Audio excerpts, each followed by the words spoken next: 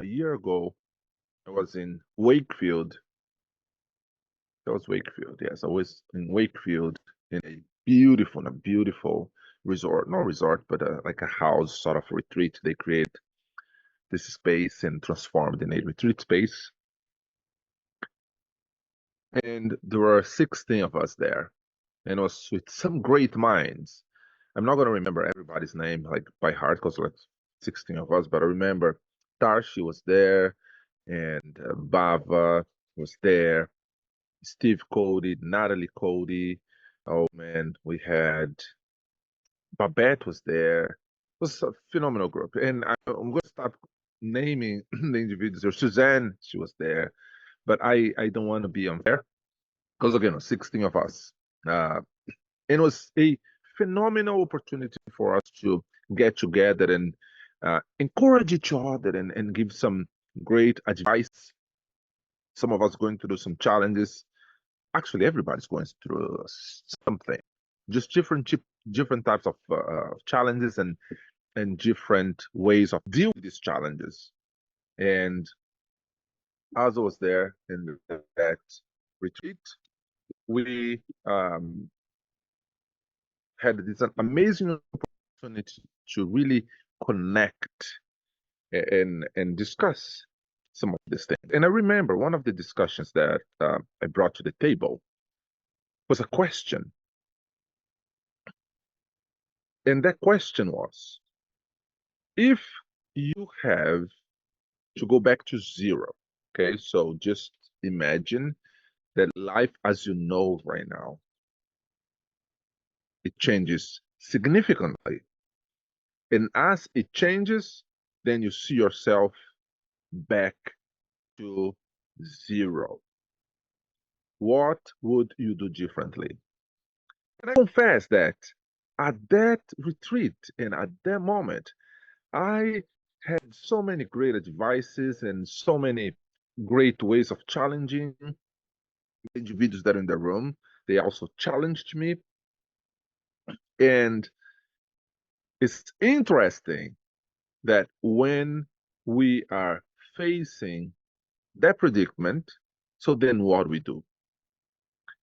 This past week, I've been doing a lot of thinking about a lot of things that are happening in my personal life, in my career, and the way that I see life in general. And I mean, I'm coming now in August is my birthday month. I'm turning 48. I know it doesn't look like. I know. I don't. Thank you. I know I look 35. I know.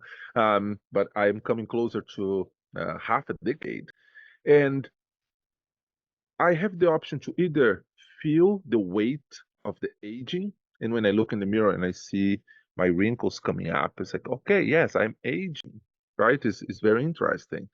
And oh my goodness, not that long ago, I would call individuals in their 50s as old.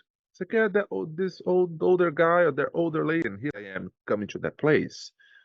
And also, I'm having now the opportunity to evaluate how I'm living my life, how I'm doing the things that I propose myself to do, and what am I building? For who am I building? What is the impact that I'm making? And how I'm making this impact? What really matters? And I've been challenging myself to also deal with some traumas of the past. Now, one interesting thing is that no one to date will have the ability to change the past.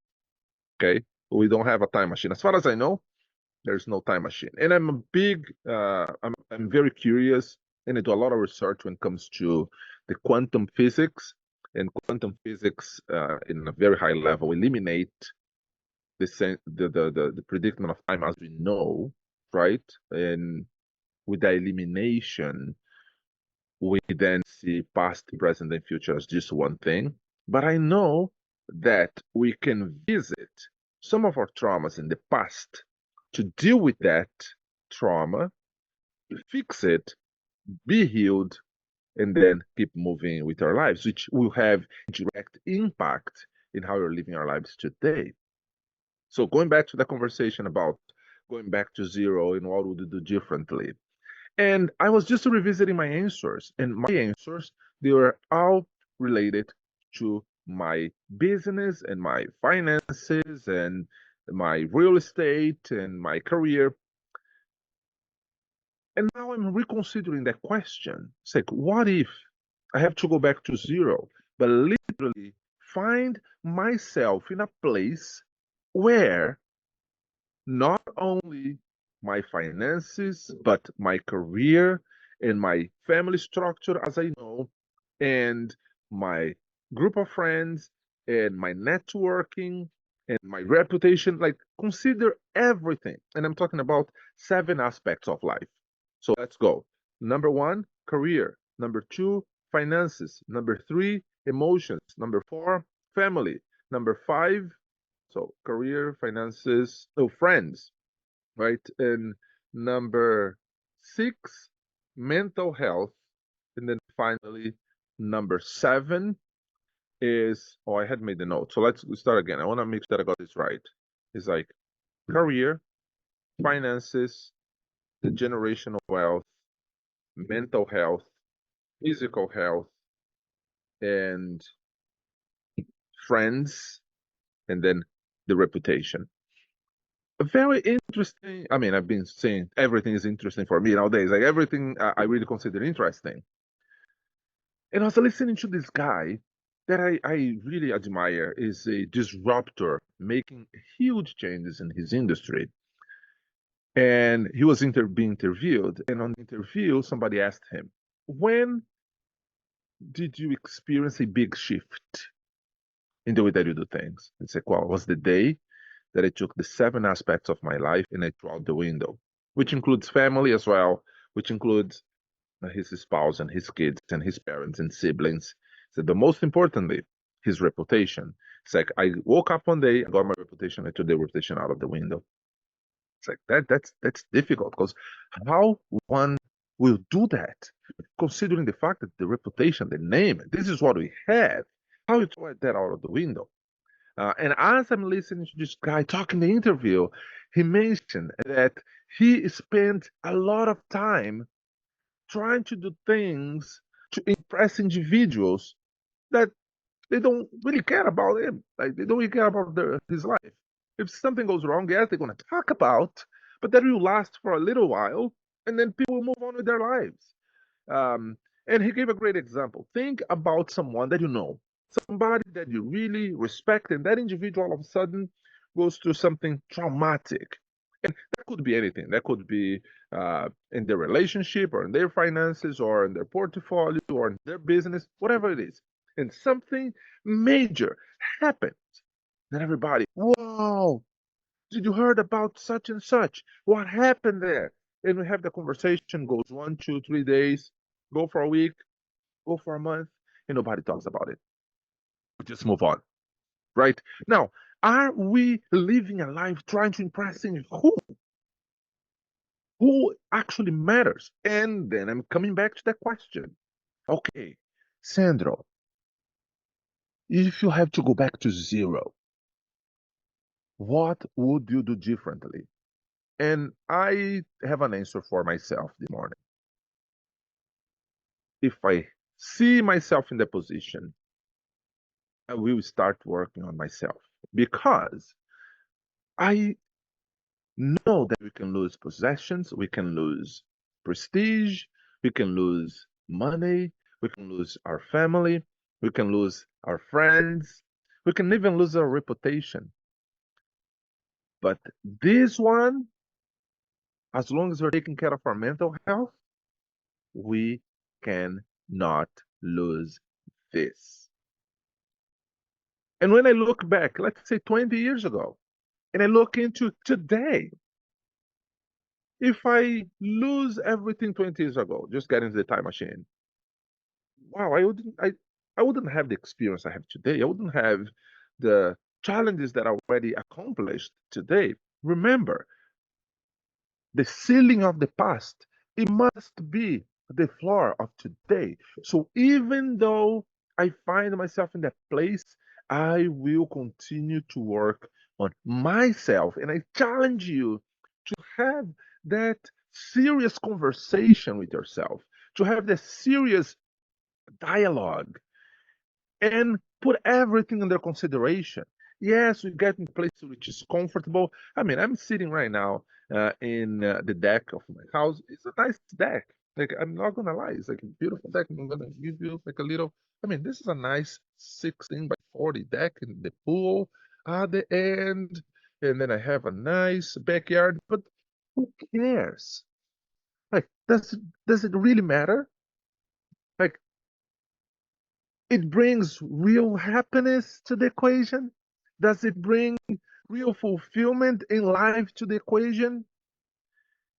And I think about time in my life that I was growing up, living with my family of 8, because my parents plus 6 kids, which I'm the oldest, and living in a 2-bedroom house, and you're so happy. And I also have friends that live in mansion, and they have like 7 bathrooms and suites and bedrooms and marbles everywhere by the ocean, and they are also fulfilled and happy. So it's not about the possessions, it's not about the stuff, but it's about the purpose. And I've been talking recently, last week I talked a lot about that.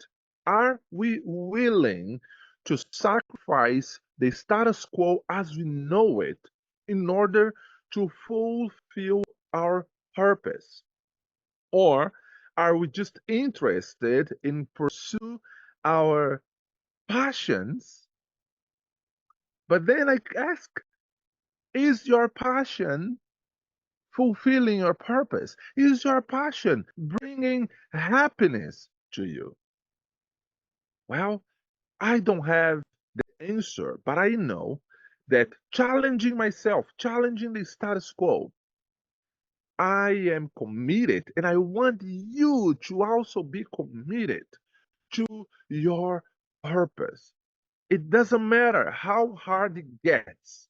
If you're willing to go through that challenge, if you're willing to really challenge that status quo and get yourself out of the comfort zone as you know. And think about the analogy of the crab, where there's one crab trying to get out of the bucket, and now the other crab is trying to bring it back. And it's gonna kill the crab if you try to continue to get out. But get out of the box. Think outside of the box and understand that every single decision you make today is going to have an impact in tomorrow.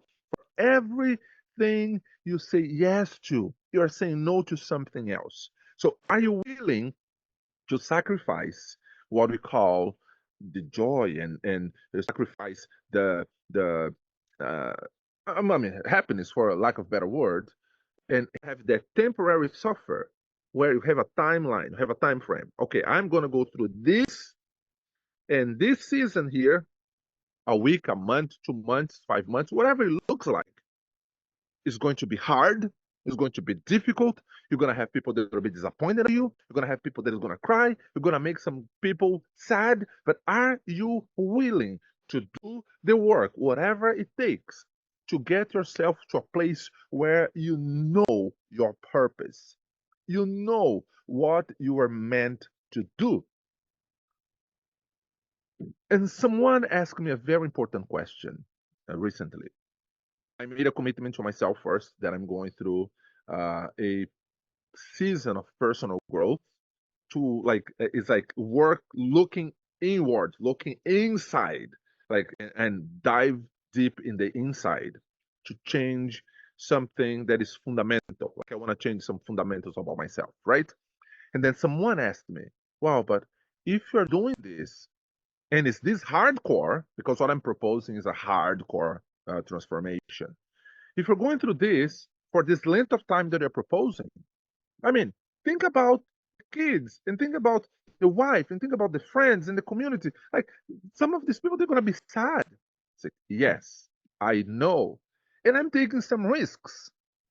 But I believe that this temporary suffering can do 2 things. One, I will really understand more things about who I am. There are some things that we do today that is directly related to traumas in the past. If you haven't ever read about trauma bonding, I highly encourage you to do some research and talk about trauma bonding. And yes, I'm learning these things about myself, right? Trauma bonding, that yes, I do have some challenges that are related to trauma bonding. Yes, I go through some challenges that is fear of abandonment or some challenges that are related to fear of rejection. But Sandro, you, this super confident guy and outspoken and well mannered, and yes, we all have baggages and we all can hide these things differently. I am probably the most confident person I ever met. I don't know anybody that is more confident than me. And guess what? There are so many times that I am hiding my insecurities behind this so called confidence. Yes, there are so many times that I have some reactions that they are like the immediate reaction. And then when I stop to think about why am I feeling this way? Why am I reacting this way? And I do these researches and I learned, which I learned recently about this trauma bonding. It goes back to my childhood. I was able to revisit a memory that I had like when I was 7 years old, a memory when I had 5 years old, a memory that I had when I was 12 years old. They're somewhere there. And I urge you to have the self reflection because we can plan life in a certain way. And there's a proverb that says that our heart can make all the plans we want, but the right answer comes from above. Why? Well, the best way to predict the future is to create it. And I believe on that. So much so that I'm always talking about creating your future self and visualizing your future self and start behaving as your future self today. However, life will throw curveballs. And the challenge is not becoming the future self, but the challenge is navigating life with these curveballs and adapt, accept, and continue. Question: if life throw you some lemons, let's say this. Oh, because I hear this expression all the time. Oh my goodness, life threw a lemon at me.